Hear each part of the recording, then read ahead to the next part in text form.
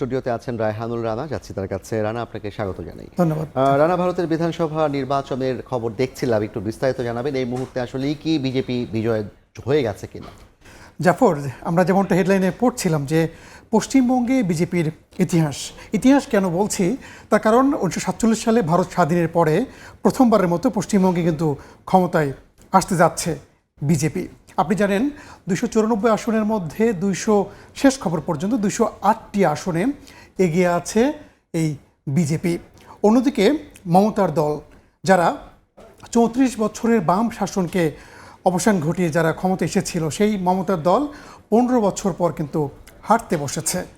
আমাদের কাছে কিছু তথ্য আছে জাফর, আমরা যদি দেখি তাহলে ওই যে প্রথমেই বলছিলাম যে পশ্চিমবঙ্গে বিজেপির ইতিহাস, মোদির অভিনন্দন, মমতার অভিযোগ। আপনি জানেন নরেন্দ্র মোদী একটু আগে সামাজিক মাধ্যমে একটি পোস্ট করেছেন এবং সেই পোস্টে তিনি পুরো পশ্চিমবঙ্গের যত ভোটার সবাইকে অভিনন্দন জানিয়েছেন এবং কৃতজ্ঞতা প্রকাশ করেছেন। এবং তিনি এও বলেছেন তার যে দল, সেই দল ক্ষমতায় আসার আগে যে প্রতিশ্রুতি তারা দিয়েছিল, ক্ষমতা বা সরকার গঠনের পর তারা সেই প্রতিশ্রুতি বাস্তবায়ন করবেন বলে তিনি বলেছেন। আরেকটা বিষয় যে আলোচনায় মুখ্যমন্ত্রী প্রার্থী, যদি বিজেপি ক্ষমতা বা সরকার গঠন করে তাহলে মুখ্যমন্ত্রী কে হবে তা নিয়ে কিন্তু একটা প্রশ্ন উঠেছে। বিশেষ করে যে যাদের নামগুলো এই মুহূর্তে আলোচনায়, তার মধ্যে অন্যতম বিরোধী দলের যে নেতা শুভেন্দু অধিকারী। আপনি জানেন যে এই শুভেন্দু কিন্তু মমতার একসময় ডান হাত হিসেবে পরিচিত ছিলেন আর কি। এরপরে আরও আছেন সাবেক যে সভাপতি, বিজেপির রাজ্য সভাপতি দিলীপ ঘোষ, তিনি। এছাড়াও বর্তমান যে সভাপতি সৌমিক, তিনিও কিন্তু, তার নামও কিন্তু শোনা যাচ্ছে। এখন হয়তো আগামী সপ্তাহের মধ্যেই সরকার গঠন হবে। পশ্চিমবঙ্গের বাইরে যে জেলাগুলোতে বিধানসভা নির্বাচন, আমরা সেটা নিয়ে একটু পরে আলোচনা করব জাফর। পশ্চিমবঙ্গের নির্বাচনের সবশেষ খবর জানাতে কলকাতায় আছেন আমাদের সহকর্মী সুব্রত, যাচ্ছি তার কাছে। সুব্রত, সবশেষ আপনার কাছে কি তথ্য আছে?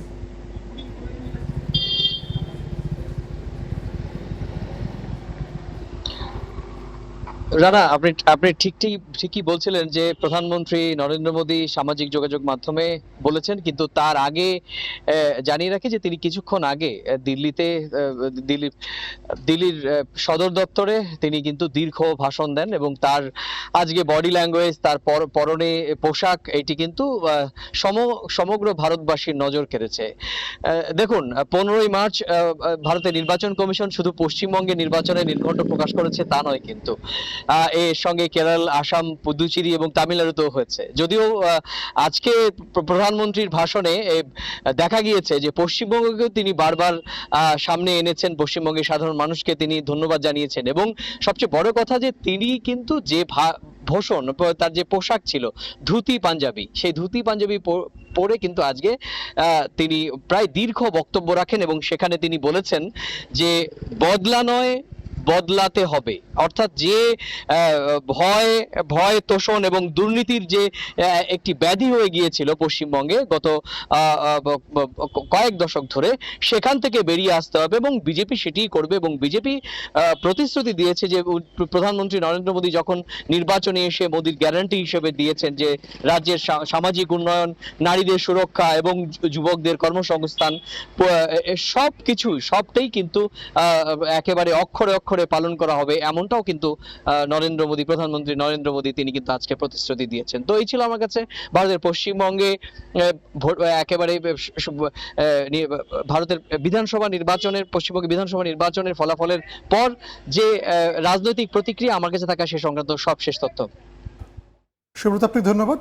জাফর, যেটি আলোচনা করছিলাম, সুব্রত যেটি বললেন যে পশ্চিমবঙ্গের বাইরেও অন্য যে প্রদেশগুলোতে নির্বাচন হয়েছে তার ফলাফলের বিষয়ে যদি একটু বিস্তারিত জানাবেন।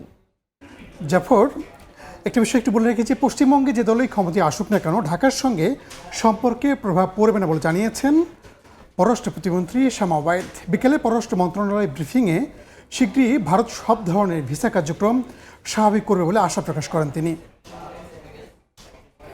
any other political party আমাদের দিক থেকে আমাদের ওদের সাথে পানির ইস্যু আছে, পুশব্যাকের যে ইস্যুটা বললেন ওটা আছে, আরও অনেক ইস্যু আছে। সেই ইস্যুগুলো তো আমাদের রয়েই যাচ্ছে, সেইগুলো যেই সরকারই আসুক না কেন বা থাকুক না কেন তাদের সাথে আমাদের আলোচনার ভিত্তিতে সমাধান করতে হবে। ফার্স্ট ফরেন পলিসিতে চলবো আমরা, সেটা অন্যান্য দেশে যেই সরকারই আসুক না কেন আমাদের ফরেন পলিসি একই থাকবে। জাফর, যেটি আলোচনা করার বারবার চেষ্টা করছিলাম, এর মাঝে আমরা দেখলাম ভারতের সাথে সম্পর্কে প্রভাব পড়বে না বলে জানালেন পররাষ্ট্র প্রতিমন্ত্রী। অন্য যে প্রদেশগুলোতে নির্বাচন হলো সেখানে আসলে বিজেপিকে এককভাবেই সেগুলোতেও দখল নিয়েছে। জাফর, আজকে কিন্তু 5টি রাজ্য সেখানে ভোটের গণনা চলছে সারাদিন ধরেই, এবং যদি বলি যে সবগুলোতেই বিজেপি ভালো অবস্থানে আছে, আমাদের কাছে একটু তথ্য আছে আমরা দেখি।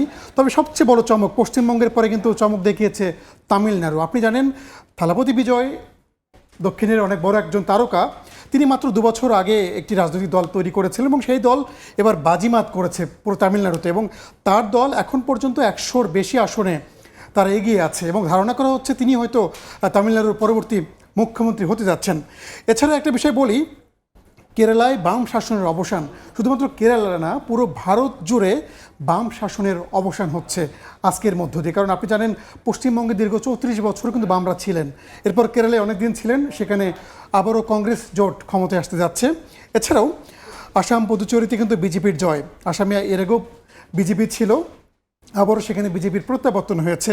পুদুচেরিতেও বিজেপির যে দল জোট তারা কিন্তু এগিয়ে আছে।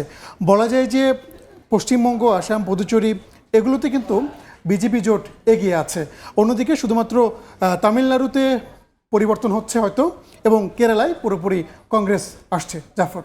জি রানা, আপনাকে ধন্যবাদ। আমরা খবর রাখবো, দেখবো আসলে ভারতের শেষ খবরটা কি পাওয়া যায় সেখানে। আপনাকে ধন্যবাদ। জি, আমাদের সঙ্গে যুক্ত ছিলেন সহকর্মী রায়হানুল রানা, জানাচ্ছিলেন ভারতে বিধানসভা নির্বাচনের সবশেষ খবর।